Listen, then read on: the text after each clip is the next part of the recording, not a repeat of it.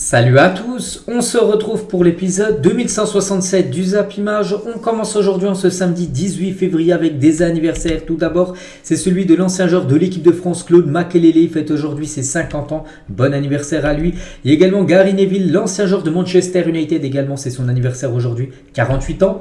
Et également aussi tous ces autres joueurs comme Raspadori, le joueur italien de l'équipe de Naples, 23 ans pour lui aujourd'hui. Ou même Nathan Ake, le défenseur néerlandais de Manchester City, fête aujourd'hui ses 28 ans. On continue cet épisode et ce matin on a appris une très triste nouvelle. Donc le corps sans vie de Christian Atsu a été retrouvé sous les décombres. Nos condoléances à sa famille et à ses proches.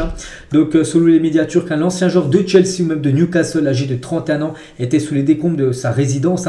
Donc une tour de 12 étages qui s'est effondrée dans le séisme. Vous savez, ce tremblement de terre qu'il y a eu il y a plus de 10 jours du côté de la Turquie et du côté de la Syrie. Donc depuis ce tremblement de terre, on n'avait plus aucune nouvelle de Christian Atsu. On a même parlé il y a quelques jours et du coup son corps sans vie a été retrouvé ce matin. Donc on pense fort à lui, on pense fort également à sa famille. Donc voilà les gars, concernant cette fin tragique on va dire pour Christian Atsu.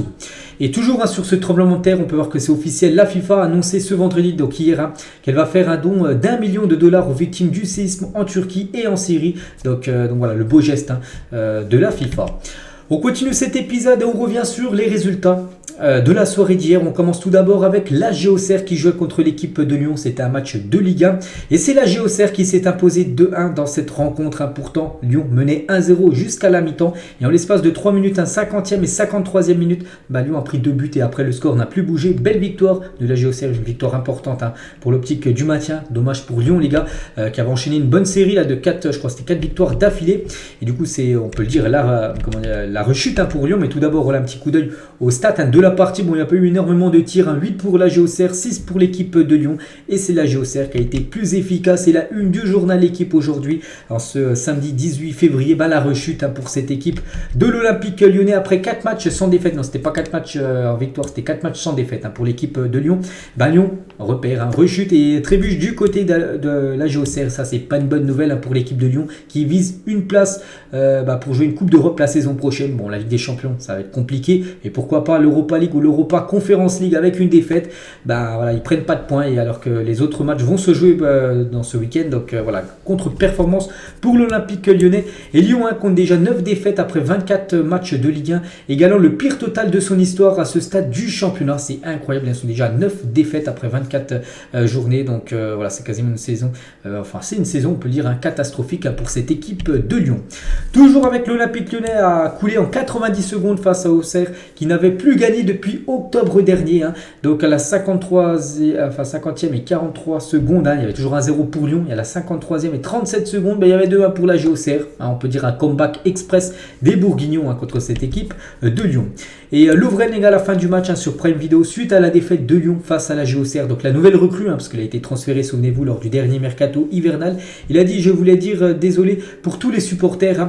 Notre deuxième mi-temps est inacceptable. On n'a pas montré les... Bon, vous pouvez voir le mot juste après. Donc voilà, très très déçu lui de la performance de sa part et aussi de ses collègues lyonnais pour cette rencontre. Il a également dit: nous, on ne connaît pas la constance. Quand on joue contre les grandes équipes, on joue bien. Mais quand on vient ici sans dire qu'ils ne sont pas forts, on est nul. C'est vrai que peut-être l'équipe de Lyon, fort avec les forts, mais faible avec les faibles. On ne va pas dire non plus qu'elle est faible, cette équipe de l'AG Auxerre, mais c'est une équipe mal classée, on va dire. Et donc voilà, c'est vrai que l'équipe de Lyon trop irrégulière pour prétendre à une place, on peut dire, en Ligue des Champions saison prochaine. Et toujours avec Lyon, donc Moussa Dembélé, c'est peut-être le seul point positif de la soirée hier soir, malgré la défaite, c'est qu'il a été buteur et ça faisait longtemps qu'il a pu marquer. Son dernier but remonte du 3 septembre dernier. On est quand même le 18 février, donc ça faisait plus de 6 mois. C'était lors de la 6e journée de Ligue 1, la dernière fois qu'il avait marqué. Donc il a remarqué hier, donc ça c'est peut-être le seul point positif du côté de Lyon. Et côté AG Auxerre, donc Auxerre ne s'était plus imposé en Ligue 1 depuis la 13e journée contre Ajaccio, c'était le 30 octobre dernier. C'était avant la Coupe du Monde.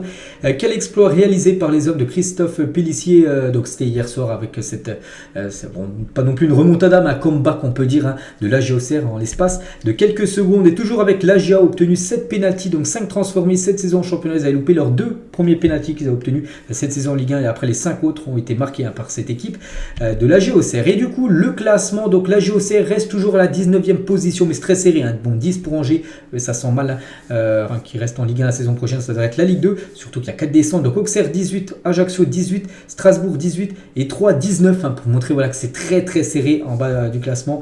Et l'équipe de Lyon, donc 9e avant les matchs ce week-end, pourra peut-être descendre à la 10e, voire peut-être la 11e position, cette équipe de Lyon qui fait la très mauvaise opération du week-end. Direction l'Italie, il y avait aussi un match hier soir et c'était le leader napolitain qui se déplaçait du côté de Sassuolo. Et comme d'habitude à Naples, s'est imposé une belle victoire 2-0. Regardez les deux buteurs, c'est toujours les deux mêmes, c'est Kvaratskhelia et Victor Osimhen. Donc félicitations à cette équipe de Naples, vraiment qui se dirige tout droit vers le Scudetto, ce Scudetto qu'ils attendent, que les supporters napolitains attendent depuis 1989, ça fait plus de 34 ans qu'ils n'ont pas remporté le championnat d'Italie. Puis actuellement, ils sont très très bien partis. Ce serait vraiment une catastrophe qu'ils ne gagnent pas ce championnat italien en fin de saison. Donc les statistiques de la partie, donc il n'y a rien à dire. Naples mérite sa victoire. Et 19e but de la saison déjà pour Victor Osimhen en 23 matchs. Toutes compétitions confondues. Je crois qu'il a 18 en Serie A, en championnat, et 1 en Ligue des Champions, ce qui fait 19. C'est incroyable. Et surtout, buteur pour le 7e match consécutif en Serie A, pour vous montrer la performance XXL de l'attaquant. Victor Osimhen. Et Osimhen a le 3e meilleur ratio de minutes disputées pour marquer un but en Serie A depuis la saison 94-95. Le premier, c'est Ronaldo, un but toutes les 104 minutes à peu près, à l'époque du côté de la Juve. Ronaldo, R9, un but toutes les 117 minutes. Et Osimhen, un but toutes les 124 minutes. Voilà, pour vous montrer quand même la performance énorme quand même de Victor Osimhen, qui est juste derrière ces deux monstres du football, les deux Ronaldo, Cristiano et Ronaldo, R9. Et toujours avec Naples, donc on a parlé d'Osimhen, mais il faut parler aussi de ce joueur géorgien, donc Kvaratskhelia. Il a inscrit hier son 10e but de la saison en championnat, donc toute compétition confondue à ses 23 matchs, 12 buts et 14 passes décisives. Un sacré joueur. N'oubliez pas que le Real Madrid aimerait le recruter. Et en gros, le Real qui veut Jude Bellingham. Et si c'est un échec Jude Bellingham, ils aimeraient recruter ce joueur, Kvaratskhelia. Donc voilà, concernant bien sûr cette équipe de Naples qui performe énormément. Et Naples cette saison, c'est 62 points pris sur 69 possibles. Voilà, c'est carton plein. Ils peuvent faire mieux, ils peuvent prendre 69 points sur 69 possibles, mais bon, voilà, ça reste très très compliqué de faire une saison parfaite, mais là c'est quasiment parfait ce qu'ils sont en train de réaliser, cette équipe de Naples. Il y a aussi quelques autres affiches hier, les gars, donc rapidement. Gérone contre Almeria, c'était du côté de la Liga. 8 buts dans le match, et c'est la victoire de Gérone, une équipe vers la Catalogne, vers Barcelone. Donc ils se sont imposés 6-2 contre l'équipe de Almeria. Et aussi en Allemagne, Augsbourg contre Hoffenheim, c'est Augsbourg qui s'est imposé 1-0. Donc voilà tous les résultats, bien sûr.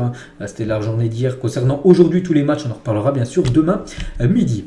Il y avait aussi l'équipe de Cristiano Ronaldo qui jouait hier, l'équipe de Al Nasser. Et CR7 a délivré 2 passes décisives aujourd'hui et a permis à Al Nasser de l'emporter 2-1 sur 2 passes décisives de Ronaldo. Il n'a pas été buteur, mais il a donné des cadeaux à ses collègues.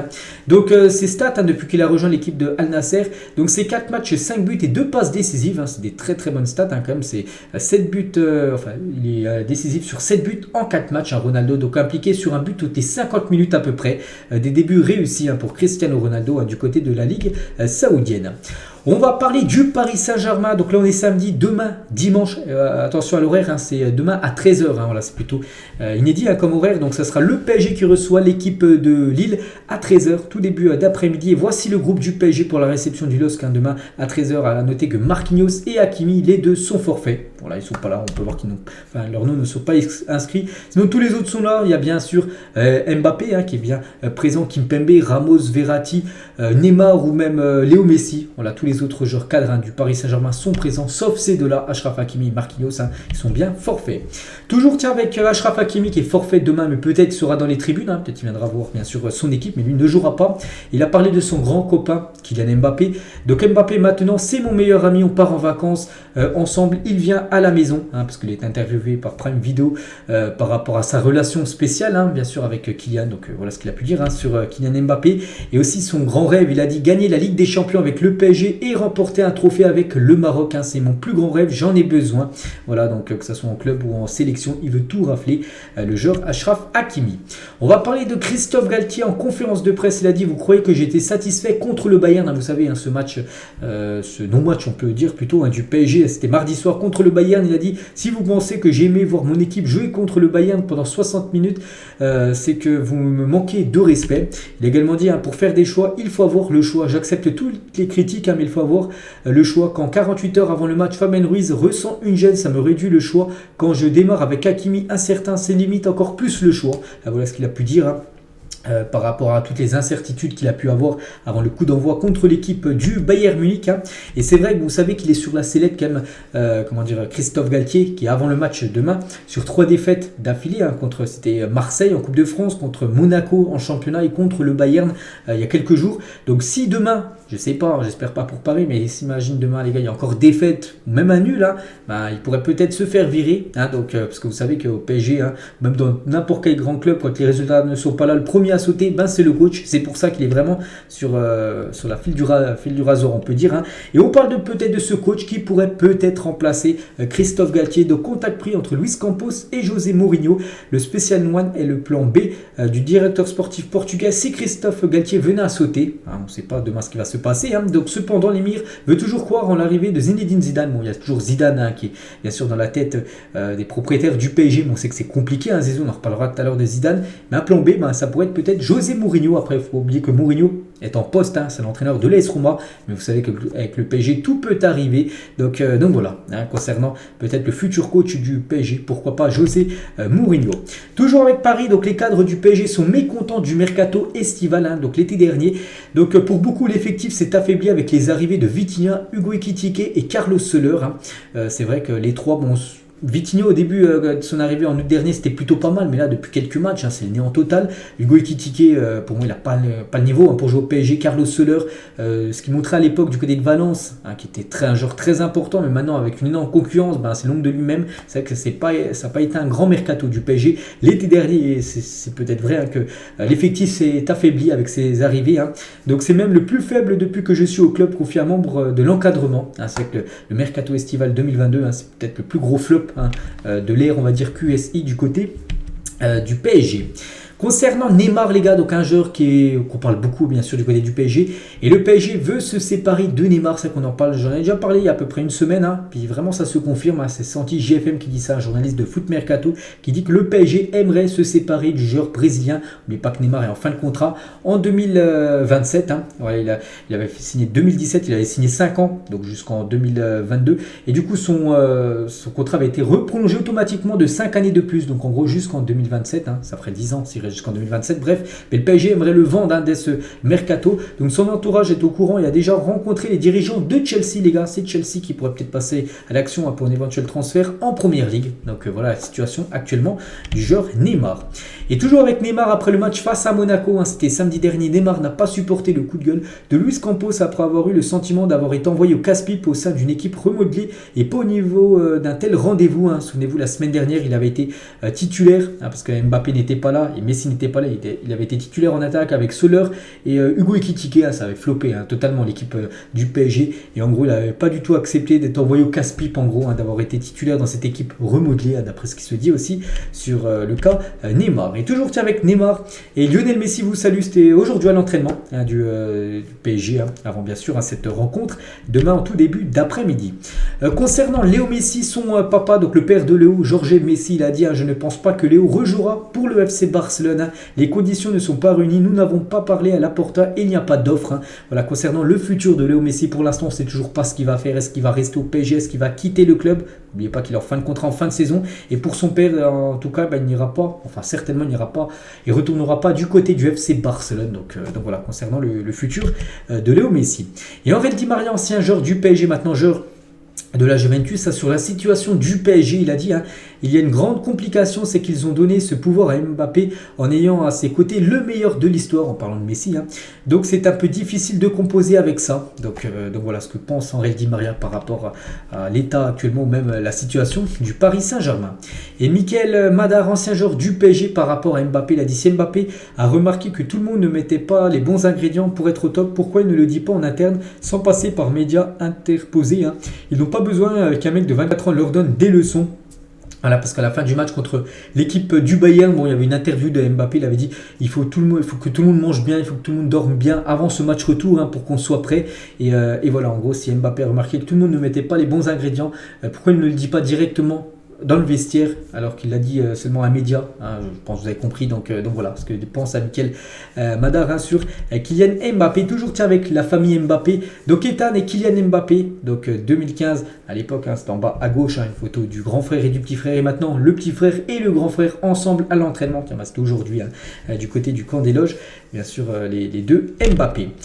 Toujours avec Paris, parce que ça concerne le PSG, c'est l'équipe du Bayern, hein, vous savez, ils ont déjà battu le PSG au match aller, et lors du match retour, il doit y avoir un grand retour, hein, c'est Sadio Mané qui avait été forfait pour le match aller, et Sadio Mané devrait être de retour face au PSG le 8 mars prochain pour le match retour, hein. Il revient dimanche, donc demain.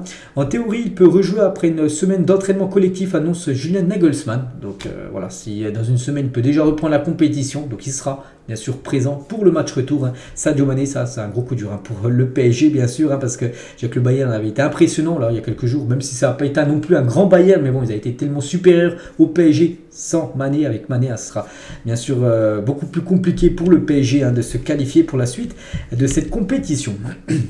Et lui aussi, il était forfait. C'est Nouzer Mazraoui. Lui aussi, il est de retour à l'entraînement. Donc voilà, ça c'est deux très bonnes nouvelles quand même pour le Bayern, hein, le retour de Sadio Mané et aussi de Mazraoui, le défenseur droit marocain. Des nouvelles de Sergio Busquets qui s'est entraîné avec le groupe du FC Barcelone ce matin après son entorse à la cheville. N'oubliez pas qu'il a été forfait, hein, lors du match contre l'équipe de Manchester United où il y a eu 2 partout, hein, c'était avant-hier. Donc demain, le Barça joue contre Cadix. Donc aujourd'hui, il est à l'entraînement. Je ne connais pas encore le groupe officiel de Xavi, mais pourrait peut-être être dans le groupe et surtout être dans le 11 de départ, hein, contre Manchester United la semaine prochaine à Old Trafford pour le match retour. Lui, donc ça c'est le gros coup dur, hein, pour le FC Barcelone, les gars, c'est Pedri, hein, qui est blessé aux ischio-jambiers. Il devrait être absent un mois, donc il devrait louper pas mal de matchs, hein. Donc déjà le match demain, le match retour contre l'équipe de Manchester United, et aussi le Classico en Coupe d'Espagne contre le Real Madrid. Donc ça c'est un gros coup dur, hein, bien sûr pour le Barça, qui a un match quasiment tous les 3 jours jusqu'à la trêve internationale prévue là, dans un mois. Et voilà, il devrait louper tous les matchs, hein, Pedri, hein, l'homme fort comme du Barça, hein, depuis quand même pas mal de mois. Donc ça c'est le gros coup dur pour les Blaugrana. Il s'est blessé, hein, lors du match contre Manchester, c'était avant-hier. On va parler d'un ancien joueur du FC Barcelone, c'est Dani Alves, hein, qui aurait avoué à son épouse qu'il était ivre et qu'il n'a aucun souvenir de la soirée du 30 décembre dernier. Hein. C'est quoi cette soirée du 30 décembre dernier? C'est quand il a été accusé d'agression sexuelle, hein. Donc jour où le viol se serait déroulé, donc en gros il était ivre, hein, il ne se souvient de plus rien. Voilà les nouvelles, hein, de Dani Alves, toujours incarcéré, hein, du côté de Barcelone. On va parler du match demain pour la rencontre Lens-Nantes dimanche. Des flocages seront inscrits sur les maillots des joueurs en hommage à Chloé, la fille d'Ignatius Ganago. J'en ai parlé il y a quelques jours, hein. Donc ces maillots seront ensuite revendus aux enchères, une solidarité exemplaire, hein, parce que la fille de Ignatius Ganago, le joueur de Nantes, les gars, est décédée d'une longue maladie. Et donc déjà on peut voir le message poignant et déchirant, hein, bien sûr, de Ganago vers les supporters après le décès de sa fille, hein. Donc voilà, il a mis ce long message, bon je vais pas tout lire, mais bien sûr c'est terrible, hein, voilà ce qu'il a vécu. Et demain, voilà, il y aura lors du match Lens-Nantes, hein, donc il y aura des flocages, hein, qui seront inscrits sur les maillots, hein, par rapport à sa fille, hein, décédée il y a quelques jours. Donc grosse force bien sûr à Ganago.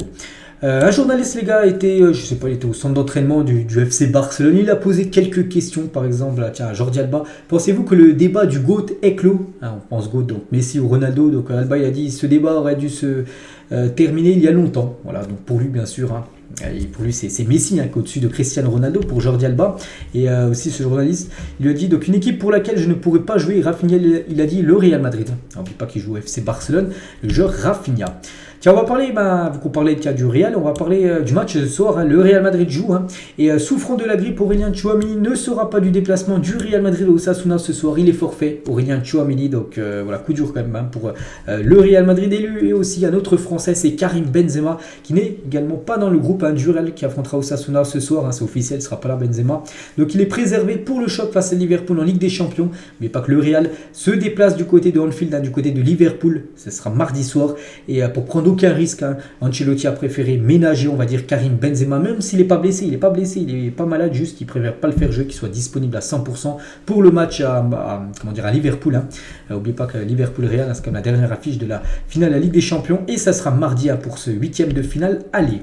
Et toujours avec Benzema, le Real et même toutes les autres équipes de Liga, donc Netflix va produire une série sur la saison 2023-2024 de la Liga sur le modèle de Drive to Survive. Si les clubs jouent le jeu, ça peut être stylé. Donc voilà, il y aura un documentaire, une série sur la Liga. Bon, ils vont commencer à filmer à partir de la saison prochaine, donc ça sortira d'ici 2-3 ans, on va dire, cette série. Toujours tiens avec Karim Benzema, donc il y a quelques jours, bon c'était le 14 février, c'était la Saint-Valentin, et pour la Saint-Valentin, Benzema a offert un bouquet de fleurs à 3 femmes différentes. Tout d'abord Jordan Ozuna, donc sa copine actuellement, aussi Chloé Delaunay, la mère de sa fille, et Cora Gauthier, la mère de son fils. Donc voilà, une petite info concernant KB9 lors de la Saint-Valentin. Et toujours avec son équipe, Karim Benzema bien sûr, c'est le Real Madrid, et le nouveau toit du Bernabéu a été testé, vous savez qu'il est en travaux, rénovation, et ça avance même très très vite. Regardez maintenant le toit, n'oubliez pas que quand il fera pas beau à Madrid pour des matchs, je sais pas, même des concerts, parce qu'il n'y aura pas que du foot dedans, même si ça appartient au Real Madrid, Florentino Pérez va louer de temps en temps le stade à, je sais pas, à quelqu'un qui veut faire un concert, et comme ça va ramener de l'argent au club du Real Madrid, tout est prévu bien sûr. Donc le toit commence à être mis en place, donc voilà, une petite info concernant ce nouveau toit, ce nouveau Bernabéu qui devrait être prêt là dans quelques mois. On va parler du Qatar qui a officiellement transmis une offre pour acquérir 100% de Manchester United. Vous savez que la famille Glazer, j'en ai déjà parlé il y a quasiment 2-3 mois, qu'ils ont mis en vente le club de Manchester United. Et du coup, Manchester United a reçu 2 offres de rachat. Donc tout d'abord le Qatar QSI, qui sont déjà propriétaires du PSG, et ils aimeraient également acheter un autre club, Manchester United.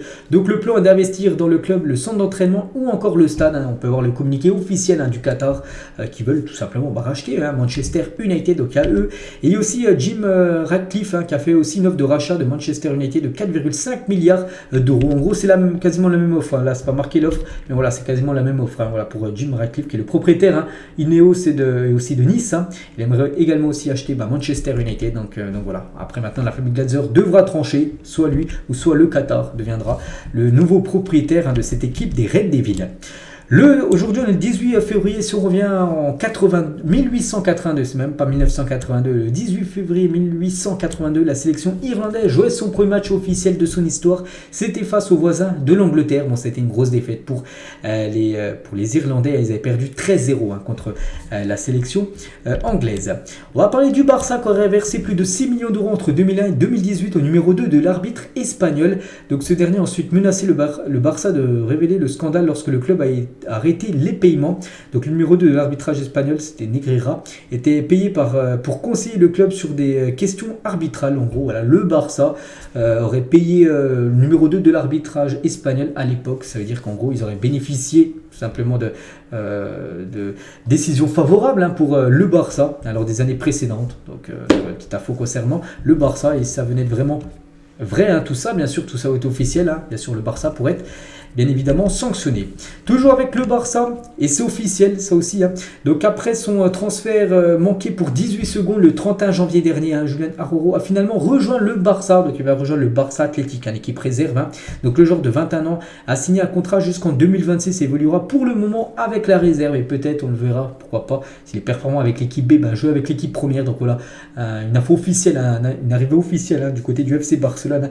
Julián Araujo qui jouait du côté de Los Angeles Galaxy, du côté de la MLS, donc nouveau joueur du FC Barcelone. Officiel, Chancel Mbamba sera suspendu pour la réception du PSG le 26 février prochain. Là, vous savez que dans 8 jours exactement, il y a ce match Marseille-Paris, cette fois-ci en championnat. Et Mbamba, qui est un joueur très important du côté de l'OM, il sera suspendu parce qu'il y a une accumulation de cartons jaunes lors des derniers matchs de Liga, donc il ne sera pas présent pour cette rencontre. Zidane, les gars, il a dit sur le journal Le Figaro de reprendre reste mon envie à reprendre en gros une équipe. Je dispose de temps actuellement, peut-être jusqu'au mois de juin, mais ça peut arriver aussi très vite. Donc en gros, voilà, il peut prendre une équipe l'été prochain, mais ça peut arriver très vite. Ça peut arriver en plein milieu de saison si bien sûr un club s'intéresse à lui, que lui bien sûr accepte cette équipe. Voilà, il peut peut-être coacher à une équipe là dans 1, 2, 3 semaines, j'en sais rien. Et voilà, c'est imminent, on va dire, le retour de Zizou et Jérôme Roten par rapport à Zidane. Toujours ce vestiaire du PSG pour être écouté a besoin d'un homme fort comme Zidane. Zidane peut prendre de grandes décisions en recadrant ou en écartant des joueurs qui sont respectés par l'ensemble du groupe, chose qui est difficile pour Galtier. Donc voilà, Jérôme Roten, lui, il conseille, surtout à QSI, tout ça, de recruter Zidane. Mais c'est vrai que le PSG, on sait qu'il rêve de Zidane, mais pour l'instant, Zidane n'a jamais accepté encore de prendre le banc du PSG. On verra bien sûr pour la suite s'il acceptera enfin de prendre ce poste. On va parler du nouveau maillot du Borussia Dortmund, un maillot full black, hein. Pas de doute, on est sur une nouvelle masterclass du BVB et de Puma. Regardez ce maillot de Dortmund, hein. Donc un maillot tout noir, l'écusson, le logo, tout, hein, le sponsor 1 et 1 là, donc vraiment magnifique maillot, et vraiment sublime, hein, porté bien sûr par Jude Bellingham. Tueur de sang-froid les gars, ça c'était Cristiano Ronaldo à l'époque, hein. On peut voir Lucas Vazquez, toujours joueur, Raphaël Varane maintenant qui a quitté le club, ou même Cristiano Ronaldo, hein, la grande époque, hein, du Real Madrid, là c'était lors de la saison 2018, parce que je peux voir le flocage bleu ciel, parce qu'ils ont remporté la Ligue des Champions 3-1 en finale, hein, contre l'équipe de Liverpool. Obi Mikel raconte comment quand Mourinho a fait pleurer Salah à Chelsea. Il a dit, hein, donc Mourinho qui était le coach, hein, de Salah à l'époque, hein, je pense qu'il faisait un mauvais match. Mourinho est entré dans le vestiaire, il a attaqué, il pleurait. Mourinho ne l'a pas laissé revenir sur le terrain en seconde période, mais il l'a blessé et tué. Donc quand il a dit, il a attaqué, hein, par des mots, hein, tout ça, qui ont été très forts certainement, et du coup qui ont marqué vraiment mentalement, on peut dire, Mohamed Salah. Puis Salah a craqué les gars, il a pleuré, hein, dans le vestiaire du côté de Chelsea. Toujours avec Obi Mikel, hein, qui a parlé déjà de Salah, il parle aussi d'Eden Hazard, hein. Il est le footballeur le plus paresseux que j'ai jamais vu, mais le jour du match, il remporté le prix de l'homme du match, hein. Il aurait pu être un meilleur footballeur s'il avait mis plus d'efforts à l'entraînement, hein. C'est vrai que voilà, il dit qu'il était paresseux, mais souvent c'est lui qui remportait le prix d'homme du match, bon, souvent à Chelsea, parce qu'on sait que maintenant au Real Madrid, hein, c'est très compliqué bien sûr Eden Hazard, donc voilà ce que pense Obi Mikel, hein, sur Eden Hazard. La fédération anglaise a annoncé qu'elle allait expérimenter un système de caméras corporelles sur les arbitres au niveau amateur. Le but est de les protéger de toute forme de violence, hein. Voilà, donc il pourra avoir peut-être une caméra voilà, qui pourrait être mise là, sur le torse, hein, voilà, pour filmer en gros toute la rencontre, pour là, que s'il y a un débordement ou quelque chose, bah, que l'arbitre puisse se servir des images de la caméra pour porter plainte. Enfin, je ne sais pas ce qui se passe, hein. Enfin, c'est par rapport à ce qui s'est passé lors de la rencontre. Donc voilà, je pense que ça peut être très très bien, bien sûr. Ça ferait évoluer de plus le football amateur. Xavi Simons, les gars, sur Neymar, lorsqu'il n'était pas à Paris, il a dit, hein, il s'est occupé de moi comme d'un fils pratiquement, je lui en serai éternellement reconnaissant, hein. Voilà le magnifique respect, hein, de Simon sur Neymar, hein. Et toujours avec Simon sur un retour au PSG, il a dit, hein, j'ai signé pour 5 ans au PSV et je suis très heureux. Dans le futur, je ne sais pas ce qui peut se passer, il y a une option d'achat, mais c'est moi qui décide au final, c'est moi qui ai le dernier mot. Donc voilà, c'est vrai qu'actuellement il joue, en plus il est décisif, hein, du côté du PSV. Est-ce qu'il a envie de revenir du côté du PSG pour être sur le banc? Je pense pas qu'il a envie de ça. Maintenant il a goûté bien sûr être titulaire, tout ça, être important, et je pense que voilà, le mieux pour lui, hein, c'est de rester du côté du PSV, parce que c'est pour revenir sur le banc au PSG. Je pense pas que ce serait bien pour son évolution, on va dire, de carrière. Et toujours tiens, avec Paris, les gars, ils vont organiser une séance d'entraînement ouverte au public au Parc des Princes le 24 février prochain, là dans quelques jours, avant OM PSG, hein. Une première en 11 ans. Donc objectif que les supporters parisiens apportent leur soutien aux joueurs, entrée payante entre 5 et 15 euros. Voilà, pour aller suivre un entraînement du PSG. C'est que c'est très très rare, hein, voilà, que l'entraînement soit ouvert au public. Ben là, ça faisait 11 ans que ce n'était pas arrivé. Puis voilà, il y aura du public, hein, le 24 février prochain au Parc des Princes pour suivre l'entraînement parisien. Chelsea veut déjà acheter Félix, hein. Vous savez que ce joueur est prêté par l'équipe de l'Atlético à l'équipe de Chelsea, et Chelsea veut déjà l'acheter, hein, à la fin de saison. Donc les Blues, hein, souhaitent l'inclure dans un échange de joueurs qui comprendrait Mason Mount, mais l'Atlético veut de l'argent, hein. Donc voilà, concernant la situation de l'attaquant portugais. Gundogan est en réunion, enfin l'agent plutôt de Gundogan, hein, est en réunion à Barcelone. N'oubliez pas que Gundogan, hein, il a fin de contrat avec l'équipe de Manchester City en fin de saison, et peut-être il pourrait quitter le club libre, hein. Et le Barça s'intéresse énormément à ce joueur, hein, qui pourrait bien sûr être une magnifique option, surtout un joueur qui pourrait arriver gratuitement du côté du club Blaugrana. Officiel, Julian Brandt est élu joueur du mois de janvier en Bundesliga. Félicitations, hein, à ce joueur, hein, du côté du Borussia Dortmund.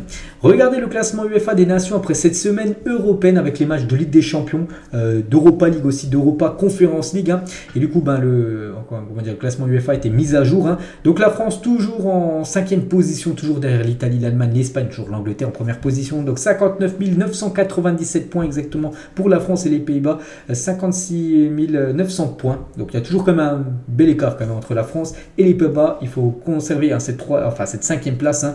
Bon, après pour revenir sur l'Italie 4e, là ça reste très compliqué. Et on finit les gars cet épisode. Il faut trancher quel pour vous est le 11 le plus fort. Est-ce que c'est le 11 du Real Madrid ou le 11 du FC Barcelone? Donc moi je partirais sur le 11 du FC Barcelone. Donc voilà mon point de vue par rapport à cette question. Donc voilà les gars ce qu'on va dire aujourd'hui. J'espère que ça vous a plu. On se retrouve, bon pas ce soir, on se retrouve plutôt demain les gars, pour le prochain numéro. Bonne journée à vous et à demain.